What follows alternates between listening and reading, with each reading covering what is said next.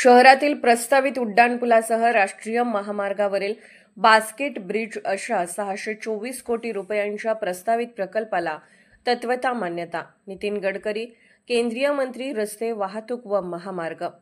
कोल्हापूर जिल्ह्यातील राष्ट्रीय महामार्ग विकास कामांचा घेतला आढावा. कोल्हापूर शहरातील वाहतूक प्रश्न आणि महामार्गावरील पूरस्थितीवर निघणार लवकरच तोडगा. रस्ते वाहतूक व महामार्ग केंद्रीय मंत्री नितीन गडकरी यांनी कोल्हापूर जिल्ह्यातील राष्ट्रीय महामार्ग विषयक विकास कामांचा आढावा कोल्हापूर विमानतळ येथे घेतला.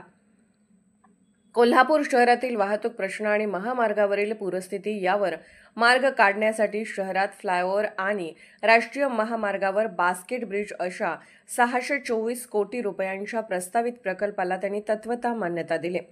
तसेच याबाबतचे संकल्पचित्र डिझाईन तातडीने सादर करण्याचे आदेशही त्यांनी दिले. यावेळी खासदार धनंजय महाडिक, आमदार अमल महाडिक, आमदार अशोकराव माने, जिल्हाधिकारी अमोल येडगे, महापालिका आयुक्त के मंजुलक्ष्मी, राष्ट्रीय महामार्ग प्रकल्प संचालक संजय कदम यांच्यासह इतर विभागाचे अधिकारी उपस्थित होते. याचबरोबर रत्नागिरी कोल्हापूर रस्त्यावरील असलेले जमिनीचे अडथळे दूर करण्याच्या सूचनाही त्यांनी केल्या.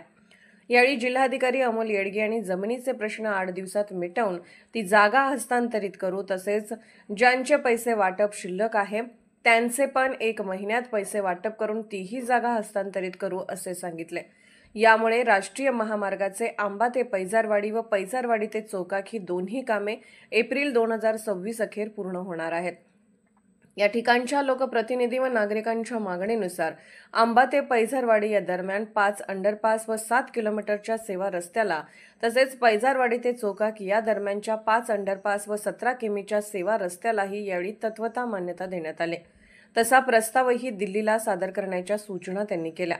उपस्थित खासदार धनंजय महाडिक आणि आमदार महोदयांनी जिल्हावासियांच्या वतीने केंद्रीय मंत्री नितीन गडकरी यांचे आभार मानले. यावेळी खासदार श्री महाडिक म्हणाले, ही बैठक व्यापक स्वरूपात झाली असून शहरातील वाहतूक प्रश्न मार्गी लागेल. यातून जिल्ह्यातील नागरिकांनी येणारे सर्व भाविक पर्यटक यांना वाहतुकीचा त्रास सहन करावा लागणार नाही.